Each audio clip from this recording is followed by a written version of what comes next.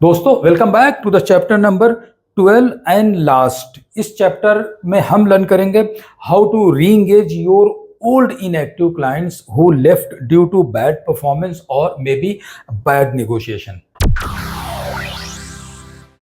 और दोस्तों इस आखिरी चैप्टर में हम लर्न करेंगे how to reactivate your dead client, चाहे वो किसी भी रीज़न की वजह से रीएक्टिवेट ना हुए हों, चाहे वो बैड परफॉर्मेंस की वजह से हो, चाहे वो बैड नेगोशिएशन की वजह से हो, अग्रीमेंट रीन्यू नहीं हुआ है, कैंसिल हो गया है, या जो भी रीज़न होंगे।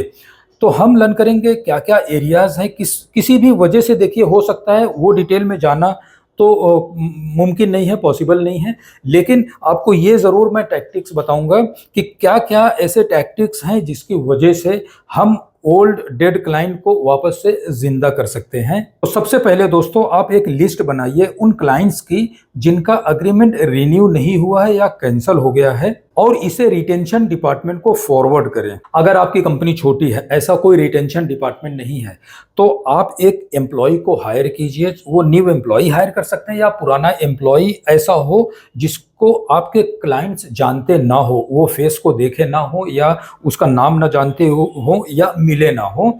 आप उस क्लाइंट की लिस्ट को उस एम्प्लॉय को हैंडओवर कीजिए, एक पिच रेडी कीजिए। आपके रेफरेंस के लिए मैं स्क्रीन पे एक पिच दे रहा हूं, कस्टमाइज तरीके से आप इसको अपने हिसाब से बना सकते हैं। अब वो एम्प्लॉय अपना इंट्रोडक्शन देते हुए सबको कॉल करेगा, मीटिंग फिक्सअप करेगा और सबसे मिलेगा। सबसे पहले वो अपने आप को प्रेजेंट करेगा हाय हेलो ग्रीटिंग के साथ कि my name is Rahul Khanna, I am calling from XYZ, जो भी कंपनी का नाम है वो बताएगा। And I have joined this organisation as an business head and I would like to discuss about, जो भी मैटर है उसके बारे में कस्टमाइज तरीके से बात करें, और ज़रूरत पड़ने पर मीटिंग फिक्स करके उनसे मिलना है। और जो भी मतभेद हैं, जो भी पुरानी चीज़ें हुई हों, उनके डेप्थ में ज़रूर जाएं। ऐसा ना करें कि जाते हुए अरे सर वो छोड़िए, क्या है, मैं आ गया हूँ, अब मैं सब देख लूँगा। ऐसा बिल्कुल ना करें। हवा हवाई की बातें बिल्कुल ना करें। ये कहीं से भी रेलेवेंस लगेगा नहीं उस कॉन्टेक्स्ट में, जिस कॉन्टेक्स्ट में आप उसके पास गए हैं अग्रीमेंट को रिन्यू कराने, मतलब उस क्लाइंट को जिंदा करने के लिए वापस गए। तो जाहिर सी बात आपको डेप्थ में जाना पड़ेगा। फिर आप सोल रिस्पॉन्सिबिलिटी के साथ कि इस रिस्पॉन्सिबिलिटी को, सर आपका ये जो पेन एरिया रहा है, जो भी दुखद घटना हुई है जिसकी वजह से अग्रीमेंट रिन्यू नहीं हुआ है, ये मैं मेरे ऊपर ले रहा हूं। एंड पर्सनली मैं मेरा कॉन्टैक्ट डिटेल आपके साथ शेयर कर रहा हूं। एंड मैं इंश्योर कर रहा हूं आपको, मैं कमिटेड एटीट्यूड के साथ आपको बोलना है कि मैं इंश्योर कर रहा हूं कि ये चीज़ कभी फ्यूचर में रिपीट नहीं होगी। बल्कि हमने काफ़ी चीज़ों में, जब से मैंने ऑर्गेनाइजेशन ज्वाइन किया है एज एन बिजनेस हेड, मैंने बहुत सारे इंप्रूवमेंट किए हैं। एंड आई इंश्योर कि सर ये चीज़ कभी अब वापस से आपके साथ ना हो। इनफैक्ट हम सारे क्लाइंट्स को अप्रोच कर रहे हैं, और अगर आपके पास कुछ मटेरियल है, कुछ ब्रोशर है, कुछ नई पॉलिसी अगर आपने बना ली है, इनफैक्ट बना के जाएं तो बेहतर है, ताकि कुछ तो नयापन लगे उस क्लाइंट्स को। ये ना हो कि वही पुराने रवैया, वही पुरानी पॉलिसी, वही सब प्रोडक्ट, वही सारी चीज़ें, कुछ तो नया, मुझे कुछ एक्साइटमेंट लगा नहीं। So why he should continue with you? Of course no. और इस दौरान आपकी मदद करेगी ये पूरे कोर्स की टैक्टिक्स है। इसके कोई भी पॉइंटर्स, कोई भी चैप्टर, कोई भी सेक्शन आपकी हेल्प कर सकता है कस्टमाइज तरीके से, जैसे चाहे आप अपनी सुविधा के अनुसार इसे यूज कर सकते हैं। इस टैक्टिक्स का इस्तेमाल करके, जो मैंने आपको अभी स्क्रीन पे दिखाया था वो पिच, ये इस्तेमाल करके मैंने खुद एक AGM हायर किया था मेरी कंपनी के लिए। उस AGM को मैंने वो लिस्ट दी। ट्रस्ट में, ये मेरा खुद का एक्सपीरियंस किया हुआ है, इसलिए मैंने आपके लिए ये बनाया हुआ है। उस AGM को मैंने पूरी लिस्ट दी। ये 4 साल पहले की बात, आज की नहीं है, during the just before the lockdown.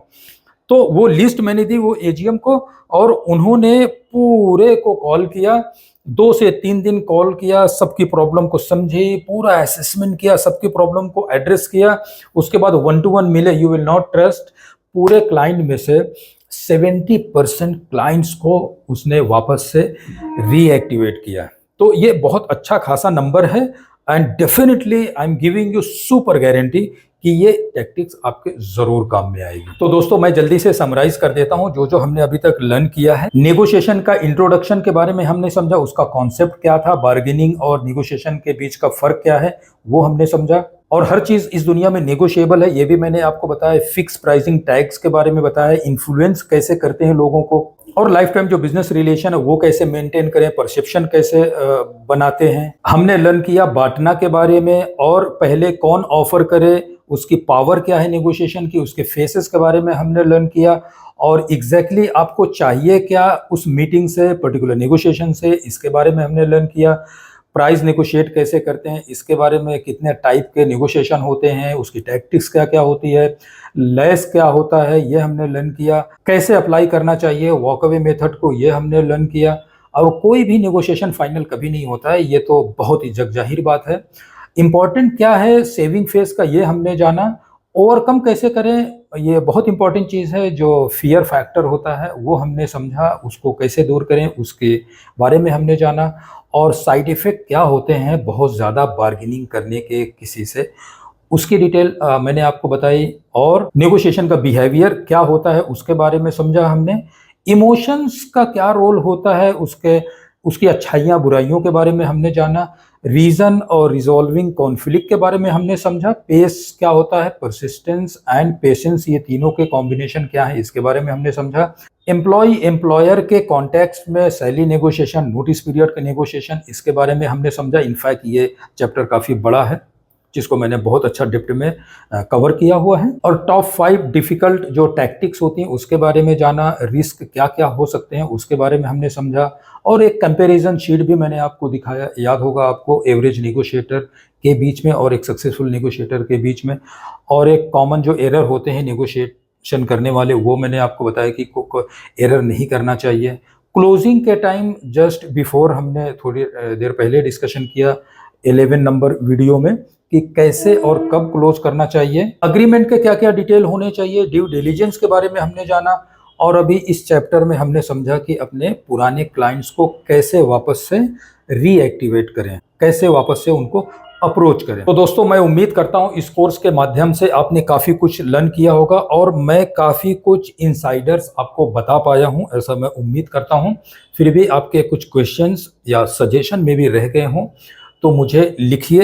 reachus@sultankhan.in, आपको मैं कमिटमेंट दे रहा हूँ विदिन 24 आवर्स आपको रिप्लाई आ जाएगा। अगर आपके ईमेल का जो कॉन्टेक्स्ट है जिस संदर्भ में है अगर वो छोटा है, रिप्लाई करने जैसा विदिन 24 आवर्स मैं कर दूंगा। अदरवाइज कुछ असेसमेंट से रिलेटेड है, कुछ एड्रेस किया हुआ है किसी एक पर्टिकुलर टॉपिक को, आपको कुछ चाहिए होगा तो शायद 48 आवर्स लग सकता है, बट यह है कि 2 या 3 दिन के अंदर अंदर मैं आपको रिप्लाई कर दूंगा, ये मैक्सिमम टाइम है। So my friends, thank you so much for giving your such a valuable time to watch this marathon videos. But my friends, it was super important to add all the aspect to make this course incredible, and it will definitely add some revenue, some value in your existing business. My name is Sultan Khan, course instructor of this powerful negotiation course, and I'll see you once again with new course very soon. God bless you and all the best for your future negotiations.